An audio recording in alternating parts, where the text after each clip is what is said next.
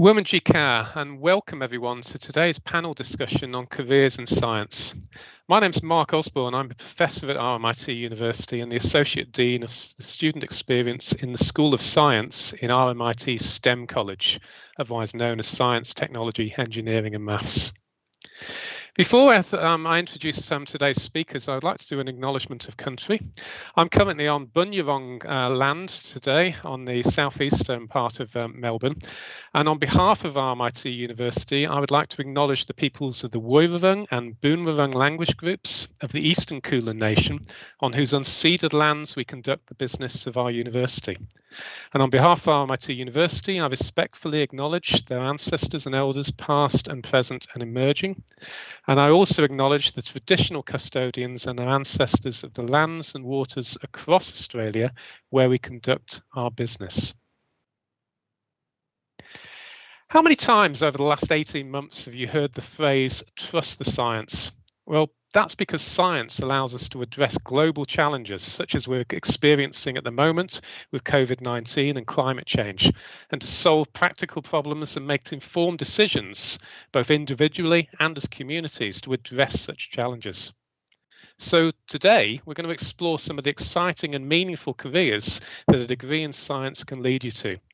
We've got a fantastic lineup of scientists who will be joining you, who will be sharing with us their stories and answer your burning questions on all things science. So before we get into this, let's meet the members of our panels today. I'd like to start by introducing our panel members. So Claire Granderson, Natalie Shepherd, and also Glenn Cockerton. I'll just ask them to introduce themselves in turn. So Claire first, please. Thanks, Mark. Claire Granderson. I work at Defence Science and Technology Group, where I work as a marine environmental scientist and lead a small discipline. Thanks, Claire. Natalie. Hi, my name is Natalie Shepherd. I'm a Senior Territory Account Manager at Illumina. Thanks, Natalie. And Glenn? Hi there. My name's Glenn Cockerton. I'm Managing Director of a IT company called Spatial Vision. Thank you, Glenn.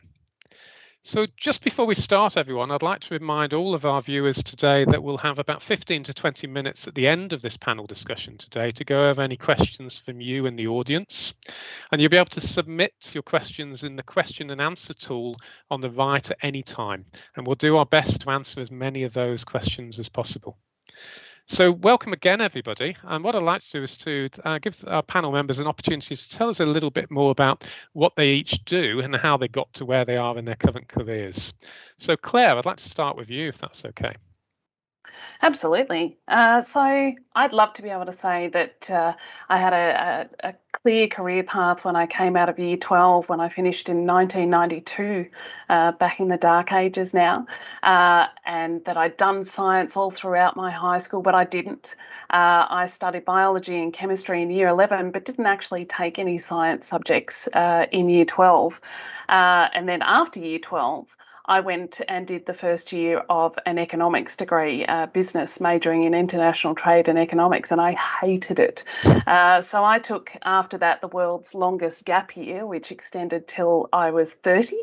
And then I decided I wanted to go back to university after a long time working in customer-focused, customer-facing roles. So I went back and went into the RMIT Environmental Science degree. So I did my undergraduate degree there, and then did my honours year at RMIT as well. And in between the honours and undergrad year, I did a work placement over the summer at Defence Science and Technology Group. And once I'd finished my honours degree, I got picked up in a graduate round. Obviously, I was a mature age graduate by that stage, and so I've worked with DST ever since. Thank you very much, Claire. Come on to Glenn. Thank you, Mark. I started off my career back in the age of the dinosaurs, by the sound of things, back in the 70s as a geographer. And I did geography through high school, went to university, realised I didn't know what I wanted to do. So I thought I'd continue with my studies in geography. Came out the end of my geography degree trying to get a job as a town planner, was totally unsuccessful, and ended up getting an administrative job for what was then the city of Perth. Some year or so later, I started my studies as an MBA, wanting to get into business administration. Subsequently picked up a job working for a firm of architects and town planners as a consulting geographer and town planner. Worked for them for 13 years. Worked my way up through that organisation to become the director for town planning and landscape architecture within that organisation. And then subsequently was recruited as the inaugural CEO for the company that I work for now, Spatial Vision. And I've been with that company now for the last 22 years. So probably a little unusual in the sense that I've only had a limited number of career opportunities through my working life, but a huge amount of variation in terms of the work that I've done and very much the life that I've enjoyed. So I've thoroughly enjoyed that career progression. So a little bit different to perhaps some of our other speakers. Thank you very much, Glenn. What struck me listening to both Claire and Glenn is just how the pathways for careers can be really quite diverse. You're going through different stages. You're moving from jobs to careers. Appreciate, Glenn, you've been with the company for 22 years, but even prior to that, you had a number of different routes within your career. I'd like to now turn to Natalie, who I know very well because I used to work with Natalie in RMIT, and ask Natalie to tell us a little about her research and the way she's moved into working with Illumina. Natalie. Thanks, Mark. Yes, I was at RMIT for a very long time. I went straight into an undergraduate degree back in 2002 after finishing high school. Leading up to that, I was really interested in marine biology. I actually didn't end up doing marine biology, but I knew I loved science, so I got into a science degree and did that for 3 years.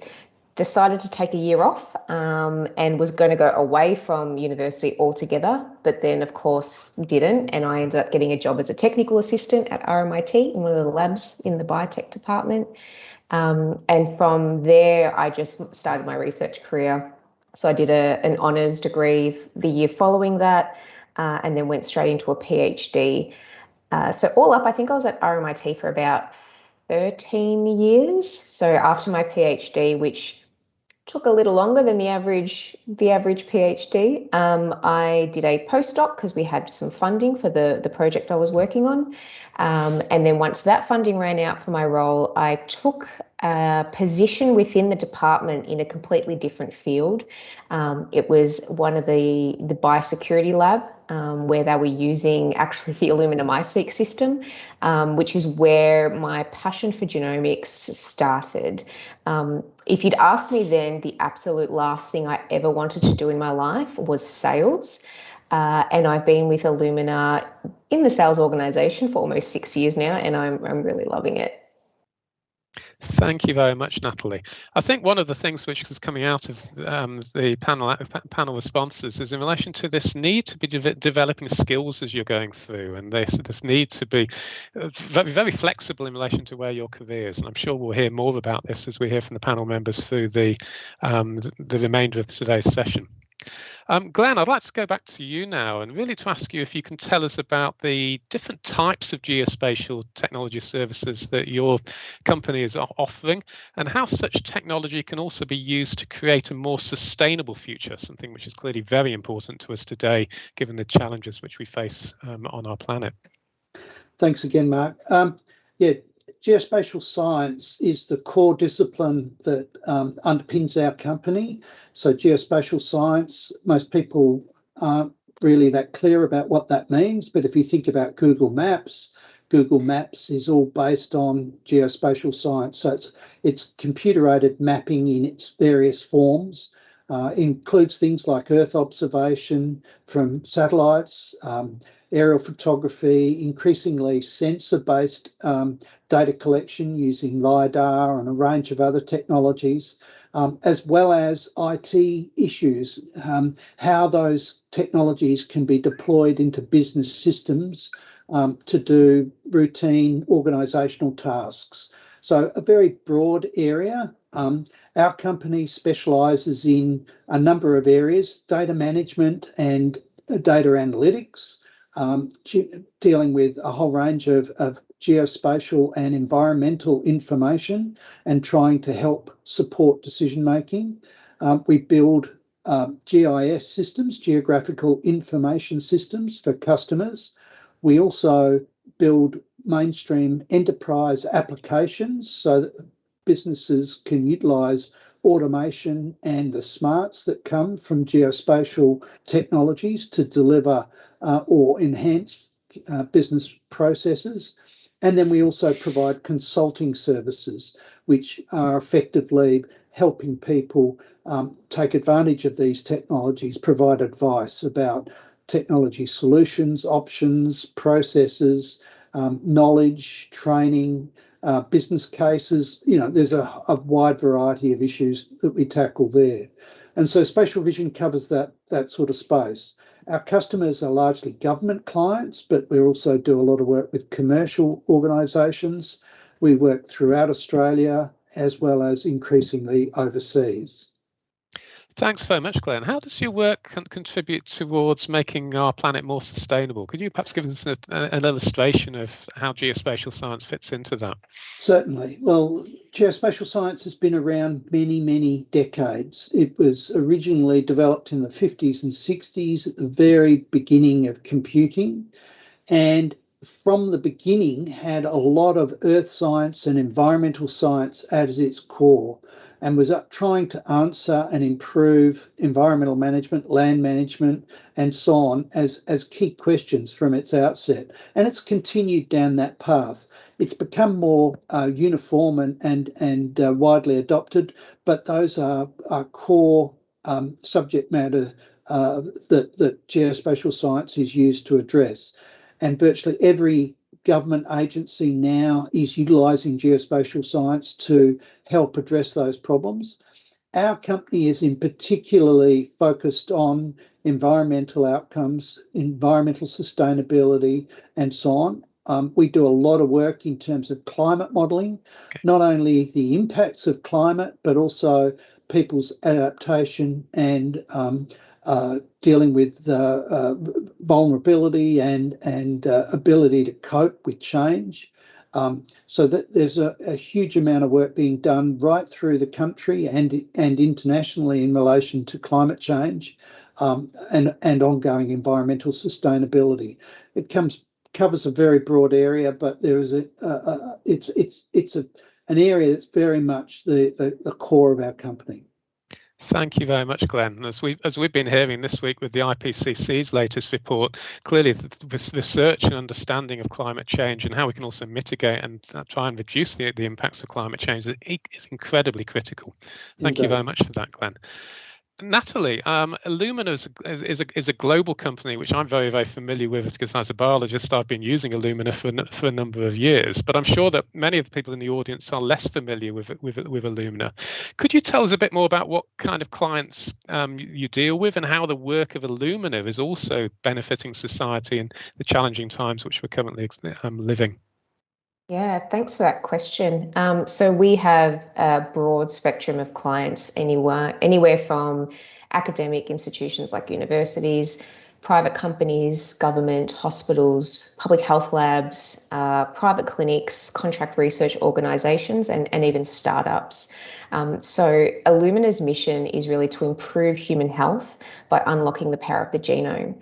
And at its core, we've developed tools that empower scientists to make insights into areas of disease, oncology, and agriculture, just to name a few. Quite a large company. We employ over 6,000 people globally, and we have a presence either direct or through distributors in most areas around the globe. In terms of, we do a lot of philanthropic work as well. So we have a number of programs that support different aspects of genomics. One example is we've got something called the Illumina Accelerator Program, where we support genomic startup companies with physical space within a lab and our offices based in San Diego. It's also growing in the UK, and we'll eventually have that in the Asia Pacific and Japan region locally here as well. We've got, agriculture is a massive area, particularly around sustainability, in which Illumina supports. We've got the Agriculture Greater Good initiative, which provides grants to researchers to really increase sustainability and productivity of both crops and livestock. As we're become a growing population, everyone's focused on that 2050 goal, and we're going to have a greater population that we need to feed sustainably as well. And one I wanted to mention was something called the iHope program, which aims to diagnose rare diseases in children. So in cases where, the diagnostic odyssey, which it's known as, can be 8 to 10 years for a rare genetic disease to find a diagnosis, Illumina comes in and may perform whole genome sequencing and assist with the interpretation of the data in collaboration with clinicians to, if possible, provide a diagnosis for the children affected. Thank you very much, Natalie. I can see that's such really important work. I'm sure we're all familiar now with the idea of genomic sequencing. We hear about it from press conferences from our premiers and our chief health officers in relation to how we can use genomic sequencing to track and identify the COVID vaccines. And I know that Natalie's probably too modest to say, but Illumina's sequencing is driving so much of this and enabling us to track them down. Natalie, is there anything more you'd like to add in that space in relation to the critical role that Illumina is providing in terms of COVID-19? Yeah, thanks for that prompt, Mark. I did miss the most popular application at the moment, and that is the genomic tracings of SARS-CoV-2 or COVID-19. So anytime you hear on the news that the genomic tracing is happening and how they're making the connections between the outbreaks and the clusters, a lot of that is based on Illumina technology. So we provide high quality sequencing that really empowers those scientists to make those discoveries, which is it's kind of exciting to be involved in that. As much as we want this to be over very quickly, I feel very privileged to be able to support those efforts. Thank you very much, Natalie. Claire, could I turn some attention to you? You're a marine environmental scientist, but I was really intrigued to learn that you're working for the Defence Science and Technology Group. Could you tell us a bit more about what the link is between the marine environment and the defence industry? Absolutely. I think it's another really great question. I think a lot of people don't even realise that we have a Defence Science and Technology Group in Australia, and I know that when I got my summer vacation scholarship that I started with the group with, I'd never heard of them before, but we're the second largest publicly funded research organisation in Australia, second to CSIRO. So we've got around 2,100 scientists and engineers and support staff across Australia, from Perth, Adelaide, Melbourne. We have an office down in Tasmania, right through Sydney, Canberra, and a couple of people who work in my group up in far north Queensland and Innisfail as well. So like every other big company, I guess, Defence has responsibilities to their stakeholders, which in this case is the Australian public. So every facet of that is under scrutiny, quite rightfully so.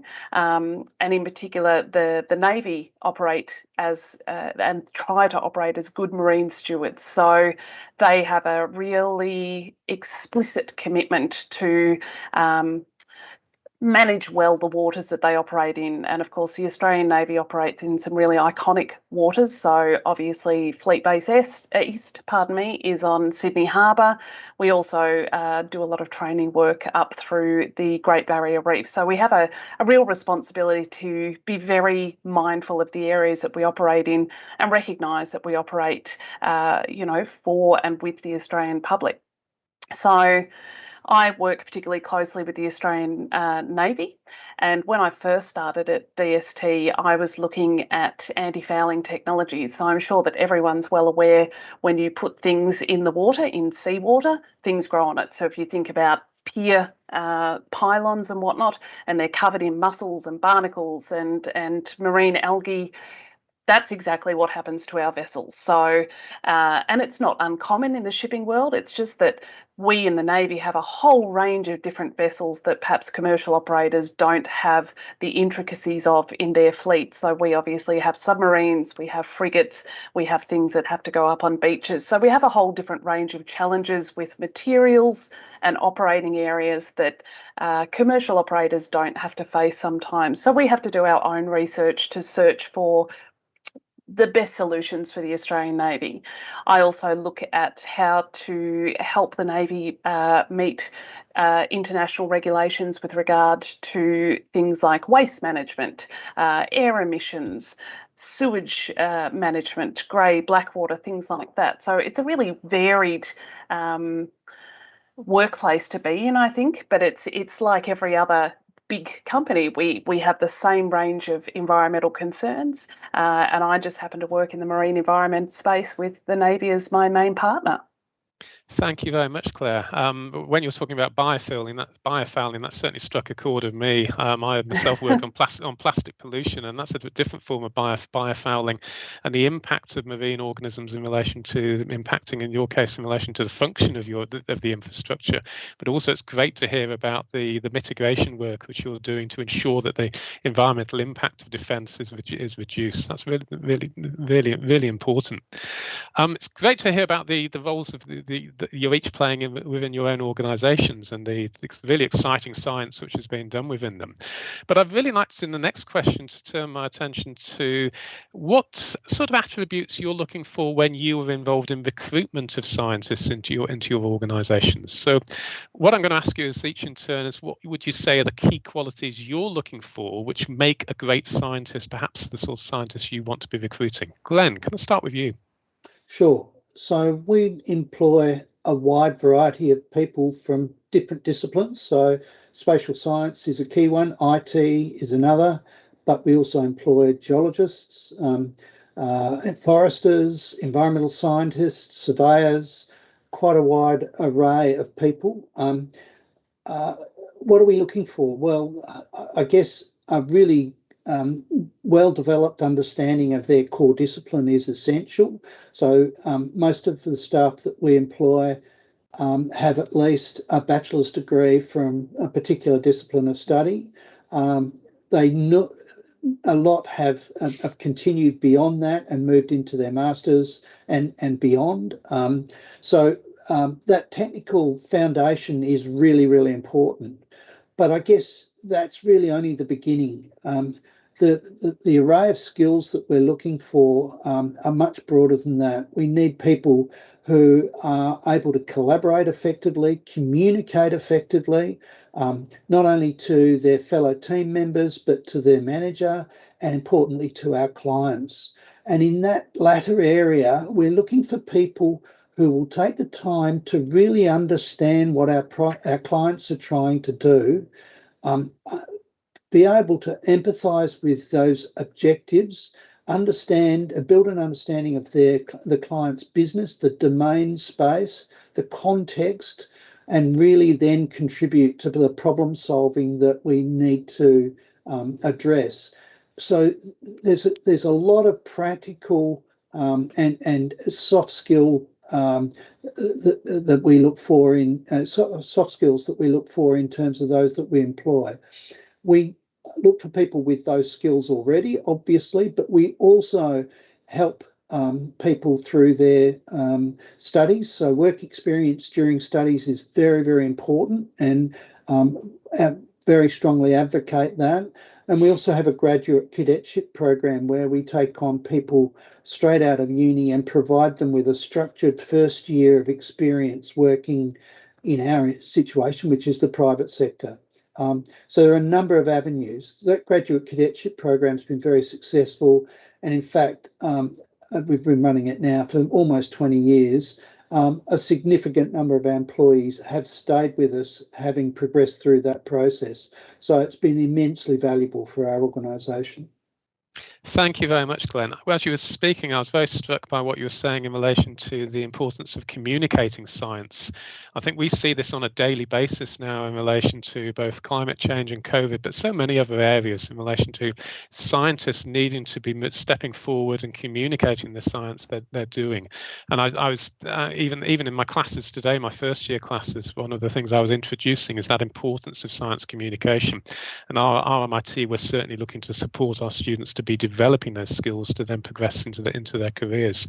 Natalie, could I perhaps ask you what you think are the key qualities you're looking for in a great scientist, either ones you're looking to recruit or ones you admire? So interestingly, very aligned with what Glenn had mentioned. I think it's going to be a common theme, right? So the biggest thing that we look for is cultural fit within the team and being able to collaborate, being inquisitive, thinking like a scientist is actually a really rare skill. I recently finished reading a book called Think Again by Adam Grant, and non-spoiler alert, but the key take-home message is to think like a scientist, and that's how you achieve, really great things. I think one of the biggest things that we do is the listening, listening more than maybe you talk, understanding the needs of the people that you're working with, whether that's your internal stakeholders or your clients.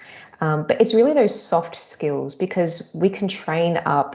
I didn't come with any sales experience prior to this, but my PhD, my time in the lab really ingrained that problem-solving mentality and that thinking like a scientist.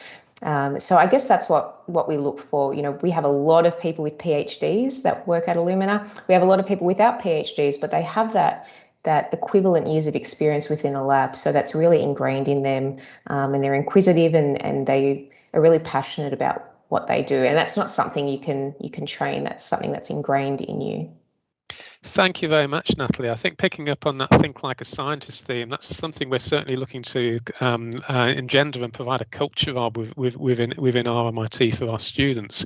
And it's so critically important that we're bringing the ethical considerations in relation to science in terms of those standards where we are presenting science honestly and communicating that science. But I'm also really struck by what you're talking about in terms of looking beyond scientific expertise itself and also those wider skills. I've been hearing that from both you and Glenn.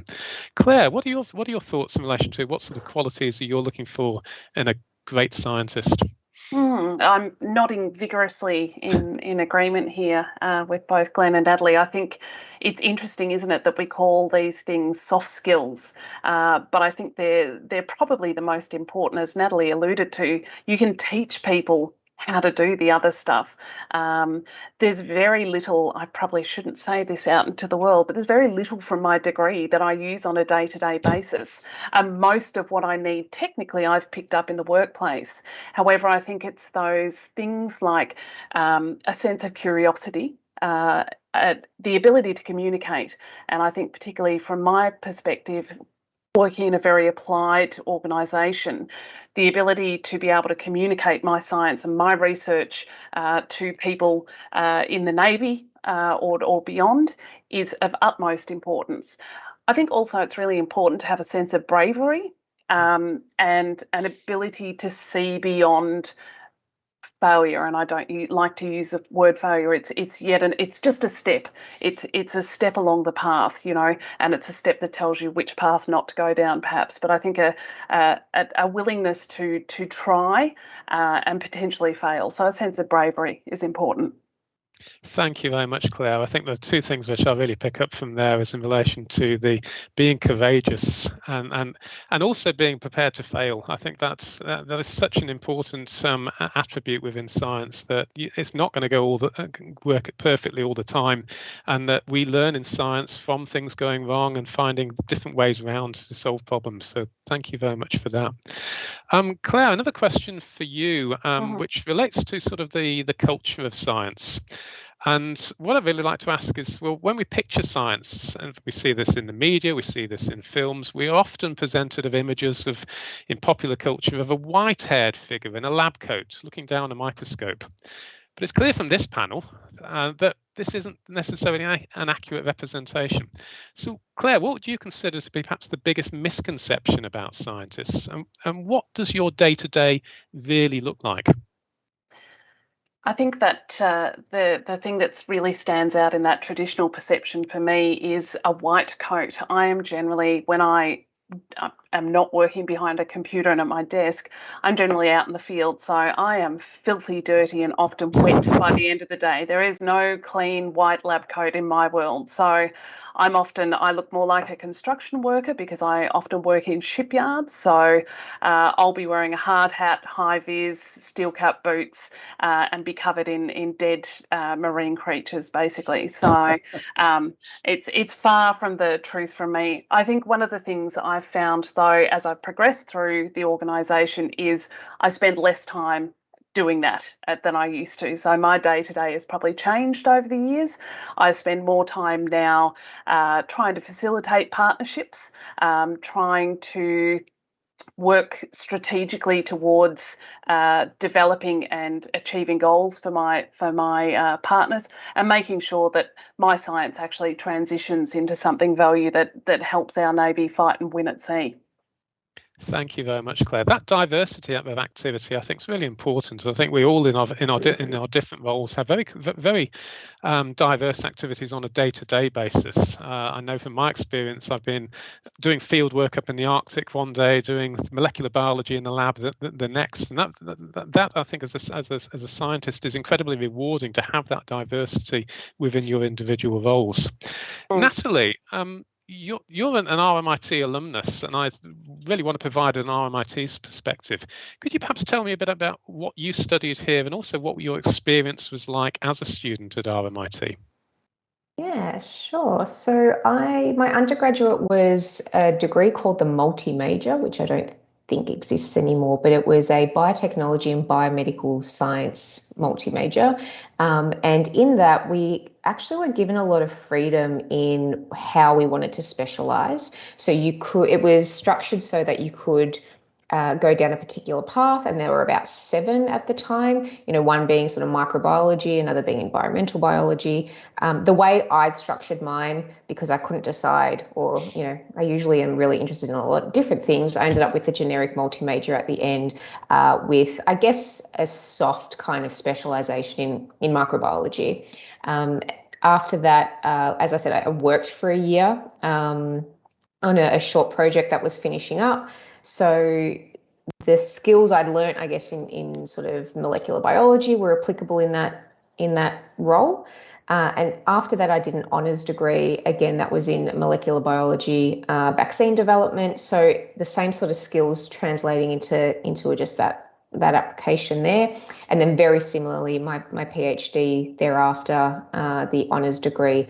So all of my undergraduate and research career was at RMIT. I felt like part of the furniture by the time I left. It was a very difficult time actually to leave, because I'd grown up there, and it was all at the Bundoora campus as well, which was nice and easy and convenient for me, close to home, and made some really, really strong friendships that I hold till today. And obviously I'm back here, RMIT will always have a place in my heart, and I'm more than happy to always support the endeavours and help you recruit the next batch of scientists. Thank you very much, Natalie. Could you perhaps just expand a little in relation to what day-to-day life was like as a student at RMIT? Yeah, we always kind of wished we were out at the city campus, but truly the peace and quiet out at Bundoora was really nice. The greenery, it was a busy campus at times, but you had enough space, going out to have lunch. Walking down the hallway, there was always people you knew. I did a lot of demonstration during my time of my PhD, so there was always interactions with students as well as staff.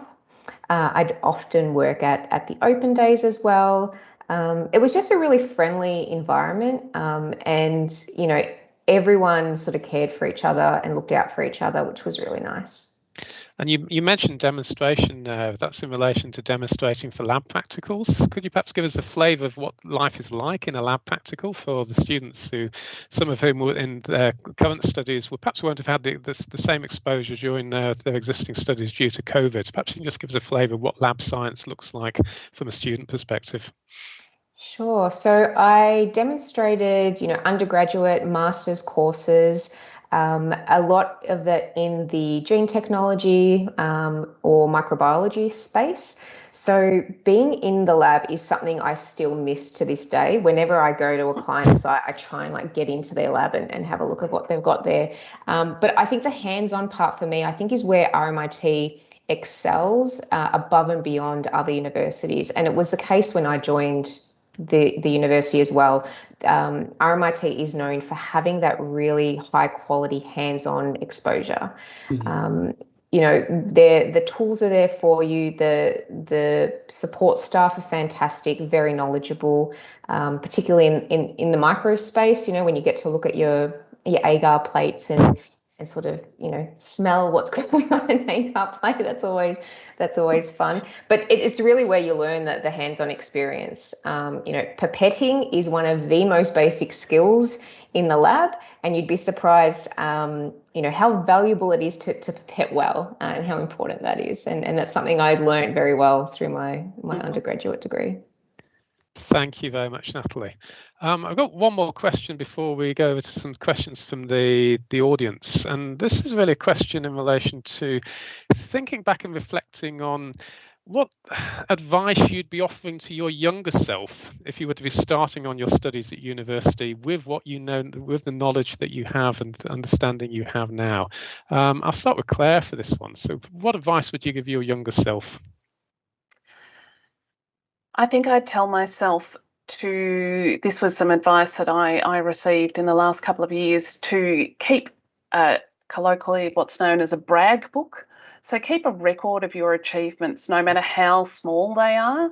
And sometimes, hopefully, if you have failed, sometimes, which is fine, you can look back and you can look back on the good things and the achievements you've made, maybe even put some of those failures in there. Failing well is always a good thing, but I think being able to keep in the forefront those times where you have done well, and they needn't be big things, but it's really helpful to have that to look back on, as well as to progress through your career as well. It's really helpful to have to look back on when you're writing applications and resumes and things like that, but just for your own sense of self as well. It's really good to have a Bragg Book to go forward with, and the earlier you can start, the better.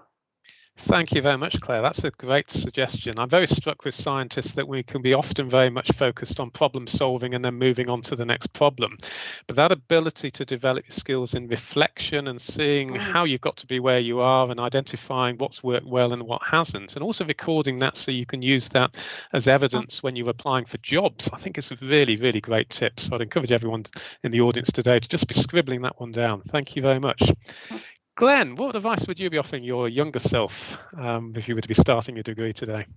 Well, I think there's a lot of pressure on people to try and pick the right course, make sure they have the right degree, that they get on the right pathway from an early point. And the problem with that is you may not find that the pathway you pick, especially coming out of high school, is the right pathway, and that it may take you several iterations before you do find what really is something that takes your interest, that you can really get your teeth into.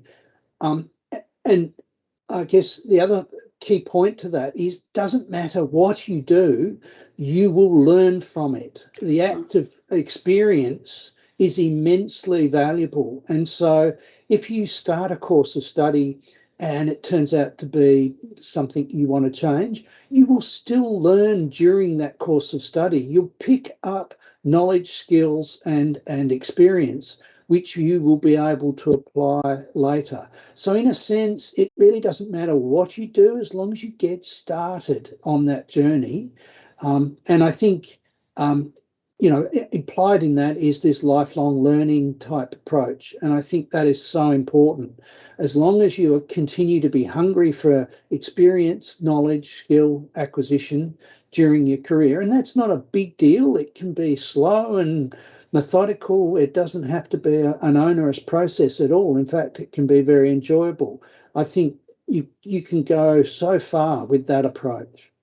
Thank you very much, Glenn. That chimes with what Claire was talking about in terms of being curious. And I think as scientists, we're always curious, but that willingness to learn and also that willingness to be flexible in relation to your careers, I think is great advice.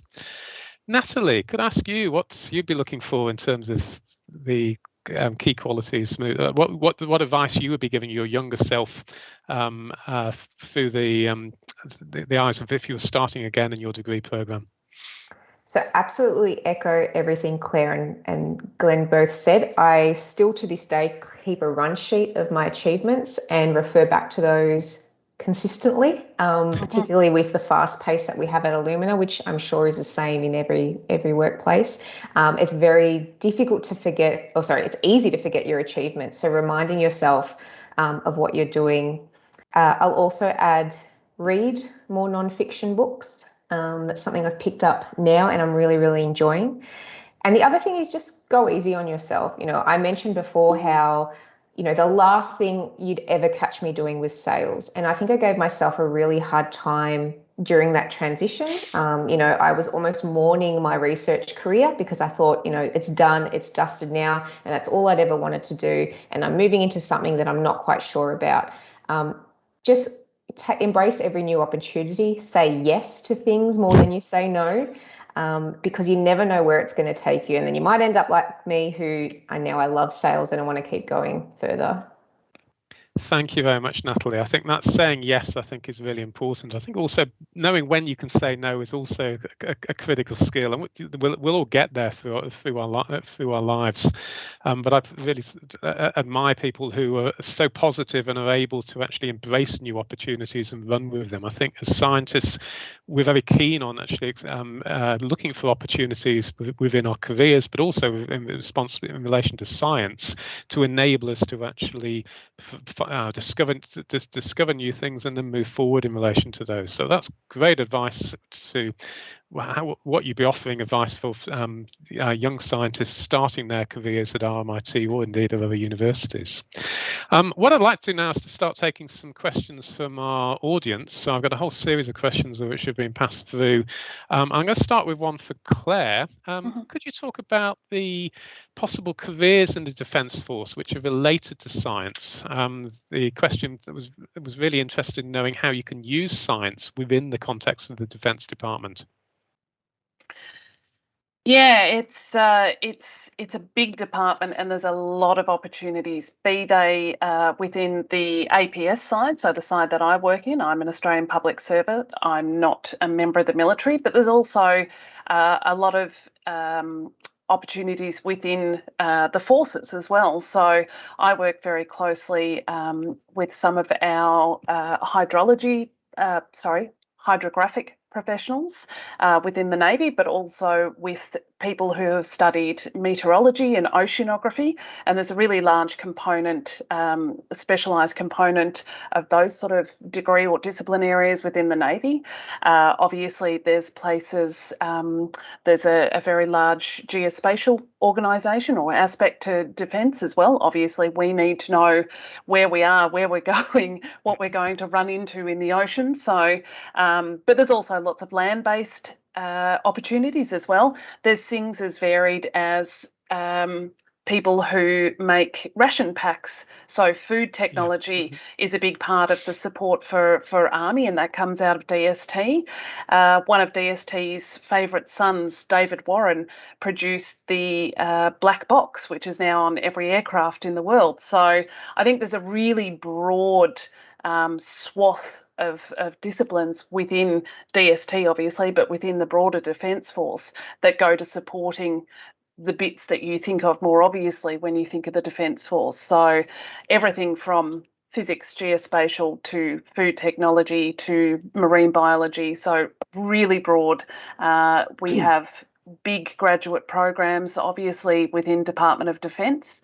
There's also a lot of policy work as well, and strategic planning that goes into some of our big acquisition programs, lots of engineers that work on those acquisition programs. So when we're buying a new ship or a new tank, obviously that has to be assessed. We have to assess it against what it needs to do, but also against any regulations that may exist. So there's a really, really broad swath, and I encourage anyone interested to look further at the different components of the forces, as well as some of the aligned groups like DST or some of our capability acquisition groups as well. Thank you very much, Claire. I think what I was struck by as you was talking is actually with thinking about defence in relation to protection of our societies, but also as a real site of innovation, where we can get translation of that science out into the public sector, and it's being really a power for good. Thank you, Claire. I've got a question for Glenn next, and the question was asking, is there an intersection between space science and surveying and geospatial sciences? There's a very strong connection. A lot of the space activity, be it launching satellites or other space missions, have a very strong geospatial component, be it for navigation, timing, positioning more generally. Obviously, a lot of space investment that's going on is to put satellites in space for communication, but also for various sensors to be aimed back to the Earth to pick up information about weather, about environmental conditions, about our oceans, and so on and so forth. Geospatial science takes that information and puts it into a more applied format that can be used to actually tackle environmental and societal and economic questions, like where is the best place to grow that plantation? Will climate change impact my agriculture? Is urban development encroaching on valuable land or having an impact for estuaries and coastal environments and so on? There are any number of questions there. Virtually all of the information that we use in geospatial science has a reliance upon space technology. Our GPS units that we use in our phones to direct us to the nearest Kentucky Fried Chicken is going to be based on that space technology. And that applies to a whole range of business and organisations who are trying to do things for their organisation. They need that similar sort of support. And so, yes, there is a very strong connection. And in fact, there is a lot of synergistic activity between the space industry and the geospatial industry and surveying as well, looking at maximising those opportunities for Australia, because Australia is now really looking to take advantage of space activity. In fact, the university's at the forefront of that with its new Space Research Centre. So there are huge opportunities going forward to take advantage of that growth that's happening in space and spatial. Thank you very much, Glenn. I'm sure that you're inspiring many prospective students to perhaps enter into a degree program or potentially a career in geospatial sciences. And just in relation to space science, I'd highlight, in addition to the Space Research Centre at RMIT, we also have a Space Science Bachelor of Science for those students who are interested in heading in that direction. The next question is actually one for me, so thank you for the person in the audience who suggested that one. And it's from somebody who's asking about, they're saying they're currently working as a pharmacist, and they're asking about which postgraduate science I'd be recommending for a career in endocrinology and metabolic diseases. In response to that, I'd say that our main postgraduate courses within this, or programs within this area, will be offered by our sister school within the Health and Biomedical Sciences Sciences program. But I think what I'd really encourage you to be thinking about is whether you're looking for an experience to be doing a taught course program or perhaps a research master's. So I think it's to be thinking about the type of postgraduate degree program, a taught course program where you'll be having additional courses just as you would have in an undergraduate program, and then be moving forward to be having a shorter research project or perhaps an industry placement out in industry to allow you to be addressing that. Or alternatively, we also offer research degrees in which you would be conducting for a period of typically 2 years a research project in that area. So for that person, what I'd encourage you to be doing is certainly looking on our web pages at the opportunities which exist within those programs, in particular within the School of Health and Biomedical Sciences. Just as a secondary question in relation to that, the person is asking about what they would recommend adding in their application. Give us an indication of your experience, certainly in terms of what you've previously studied, but the skills which you will be bringing into this. So many of the soft skills and sort of broader skills which we've been hearing about from Glenn and Natalie and Claire, and trying to bring that experience into your application as well, so that we see the full package and not just the names of the courses, for example, which you might have been conducting previously. So that's really probably my advice there. I'd now like to turn to a question to Natalie, returning to what we can't get away from at the moment, which is COVID-19. But to ask actually, Natalie, what, in addition to COVID-19, what other global health issues Illumina is currently working on and active on? Natalie. Thank you for that question. So as I mentioned, we're sort of, we work with scientists and researchers that cover the full gamut of genomics research. But I guess one of the key areas of focus for Illumina is on oncology genomics, and genetic disease. So there are genetic links to both of those, to cancer. So cancer is really a genetic disease, which has been established, and it's building tools and empowering people to, look into those areas, perform research, the impacts of drugs on disease and the successful outcomes from that, as well as, detecting the cancers in the first place, or the genes, the mutated genes that could lead to cancer, as well as in genetic disease. There's massive population scale projects such as Genomics England, which is a very large one where they aim to sequence hundreds of thousands of people to essentially get a baseline, disease and non-disease individuals, to sort of identify those regions within the genome that may lead to disease down the track. So those would probably be the main ones. And then you've got the agrigenomics as well, which, like I said, is feeding our growing population is really another key focus area. Thank you very much, Natalie. One topic which comes up again and again in science these days is in relation to that issue of diversity and ensuring that across science we have representation from the different ethnic groups, from different communities, from different cultures, and also from different genders. And the question which is in the next question is about, for Claire and Natalie specifically, about, can you comment on your experiences as women in STEM, as women in science and technology, engineering and maths? Claire first, please. Yeah, it's obviously, as you said, Mark, something that comes up time and time again. And I think from the outset, I'd just like to say that diversity is not just something that we do because it looks good or it's good PR or it's politically correct. Diversity brings so much more robustness to our science, and that's why we want diverse teams. That variety of voices, that variety of experiences, that's what makes our science better, and that's why we need diverse teams. I think my experience has been generally very positive at DST.